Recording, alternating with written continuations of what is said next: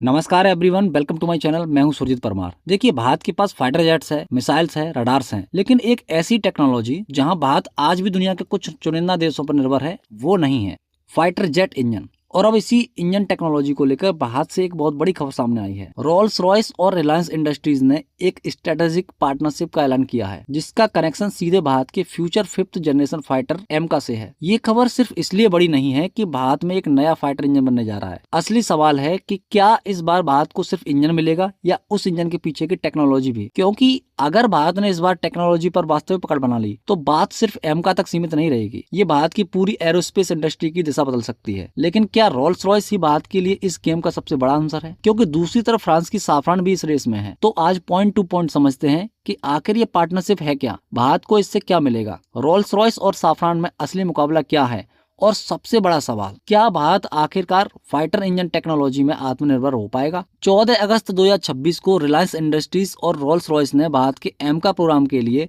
Indigenous combat engine पर साथ काम करने की घोषणा की है। और ध्यान दीजिए कि ये सिर्फ इंजन को भारत में असेंबल करने की बात नहीं है। दोनों कंपनियों की घोषणा में डिजाइन, डेवलपमेंट, मैन्युफैक्चरिंग और डिलीवरी की बात सामने आई है। इसके साथ भारत में एक dedicated aerospace gas turbine complex विकसित करने की दिशा में भी काम करने की बात कही गई है। यानी टारगेट सिर्फ एक इंजन बनाना नहीं है, टारगेट है भारत में ऐसी कैपेबिलिटी तैयार करना जहां एडवांस एरोस्पेस इंजन से जुड़ा एक पूरा इकोसिस्टम विकसित हो सके। और अब सवाल है कि भारत के लिए ये इतना बड़ा मुद्दा आखिर है क्यों? नो डाउट कि भारत ने फाइटर एयरक्राफ्ट बनाने में काफी प्रोग्रेस की है, लेकिन फाइटर एयरक्राफ्ट बनाना और उसका एडवांस इंजन बनाना दो बिल्कुल अलग स्तर की टेक्नोलॉजी है। एक मॉडर्न फाइटर इंजन के अंदर high temperature materials, advance turbine technologies, cooling systems, precision manufacturing और बेहद कॉम्प्लेक्स टेस्टिंग जैसी कैपेबिलिटीज चाहिए होती है। इसलिए दुनिया में एडवांस फाइटर इंजन बनाने वाले देशों की संख्या बहुत कम है। देखिए, भारत ने पहले भी इंडिजीनियस इंजन बनाने की कोशिश की है, लेकिन टेक्निकल चैलेंजेस और डिले के कारण फाइटर प्रोग्राम्स को फॉरेन इंजन पर ही निर्भर रहना पड़ा।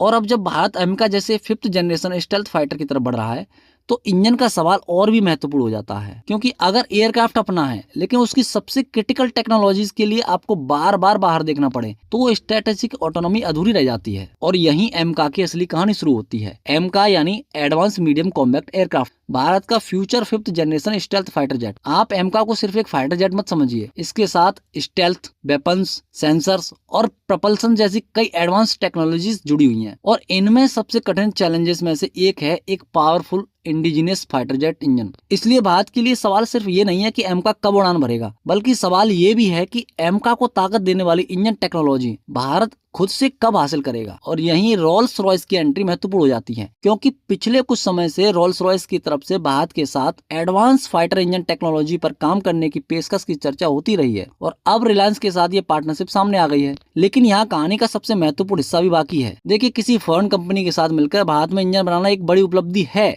लेकिन मैन्युफैक्चरिंग और टेक्नोलॉजी ओनरशिप एक ही चीज नहीं है। अगर इंजन भारत में बन रहा है तो इससे प्रोडक्शन कैपेबिलिटी बढ़ेगी, लेकिन असली सवाल ये है कि क्या भारत उस टेक्नोलॉजी को समझ पाएगा? क्या भारत फ्यूचर में उसमें बदलाव कर पाएगा? क्या अगली जनरेशन का इंजन खुद डेवलप कर पाएगा? और यही वजह है कि टेक्नोलॉजी ट्रांसफर और इंटेलेक्चुअल प्रॉपर्टी इस पूरी कहानी का सबसे महत्वपूर्ण हिस्सा बन जाते हैं। क्योंकि अगर भारत को सिर्फ आज का इंजन बनाने की कैपेबिलिटी मिली तो फायदा सीमित रहेगा, लेकिन अगर भारत ने इंजन की कोर टेक्नोलॉजी को समझने और आगे डेवलप करने की क्षमता हासिल कर ली तो यहाँ से पूरी कहानी बदल जाएगी। और अब आता है दूसरा बड़ा नाम, साफरान। देखिए, भारत के फ्यूचर फाइटर इंजन प्रोग्राम में फ्रांस की साफरान भी एक महत्वपूर्ण कंटेंडर रही है। यानी भारत के सामने अब सिर्फ एक कंपनी का रास्ता नहीं है। एक तरफ है रोल्स रॉयस प्लस रिलायंस और दूसरी तरफ है साफरान का प्रस्ताव। लेकिन इसे सिर्फ कौन बेहतर कंपनी है के सवाल से मत देखिए। भारत के लिए असली सवाल है कि कौन भारत को ज्यादा टेक्नोलॉजिकल कैपेबिलिटी दे सकता है। किस पार्टनरशिप में टेक्नोलॉजी डेवलपमेंट भारत में सबसे ज्यादा मजबूत होगा, आईपी और फ्यूचर अपग्रेड्स पर कितना कंट्रोल मिलेगा, और सबसे महत्वपूर्ण, क्या भारत अगली जनरेशन का इंजन भी खुद डेवलप करने की स्थिति में आएगा? क्योंकि भारत को सिर्फ एक इंजन नहीं चाहिए, भारत को इंजन बनाने की क्षमता चाहिए। और यही रिलायंस की भूमिका भी समझिए। देखिए, रोल्स रॉयस के पास एरोस्पेस प्रपल्सन की डिकेड लॉन्ग एक्सपर्टीज है, वहीं दूसरी तरफ रिलायंस के पास भारत में बड़े इंडस्ट्रियल प्रोजेक्ट को स्केल करने का अनुभव और प्राइवेट सेक्टर मैन्युफैक्चरिंग इकोसिस्टम है। अगर दोनों की कैपेबिलिटीज इफेक्टिवली कंबाइन होती हैं, तो भारत में एक ऐसा इंडस्ट्रियल बेस तैयार हो सकता है जो सिर्फ एमका इंजन प्रोग्राम तक सीमित न रहे। यानी आज शुरुआत फाइटर इंजन से हो सकती है, लेकिन कल की कैपेबिलिटी भारत के दूसरे एडवांस एरोस्पेस प्रोग्राम में भी काम आ सकती है। और यही इस पार्टनरशिप का सबसे बड़ा स्ट्रेटेजिक पोटेंशियल है। अब एक बात तो बिल्कुल साफ है कि एडवांस फाइटर इंजन बनाना कोई ओवरनाइट प्रोसेस नहीं है। डिजाइन से प्रोटोटाइप, प्रोटोटाइप से ग्राउंड टेस्टिंग और फिर फ्लाइट टेस्टिंग से प्रोडक्शन, इसमें बरसों लगते हैं भाई। इसलिए आज की अनाउंसमेंट को ये समझना गलत होगा कि भारत को कल से अपना फाइटर इंजन मिल जाएगा। असल उपलब्धि ये होगी कि आने वाले वर्षों में भारत कितनी वास्तविक डेवलपमेंट कैपेबिलिटी अपने इकोसिस्टम में खड़ी कर पाता है, और यही इस पार्टनरशिप की असली परीक्षा होगी। तो शुरुआत में हमने जो सवाल पूछा था, अब वापस वहीं आते हैं कि भारत को सिर्फ फाइटर इंजन चाहिए, तो जवाब है नहीं। भारत को चाहिए उस इंजन को बनाने की टेक्नोलॉजीज, उसे समझने की कैपेबिलिटी और अपग्रेड करने की कैपेबिलिटी, और अगली जनरेशन का इंजन खुद बनाने की कैपेबिलिटी। और अगर रोल्स रॉयस और रिलायंस की ये पार्टनरशिप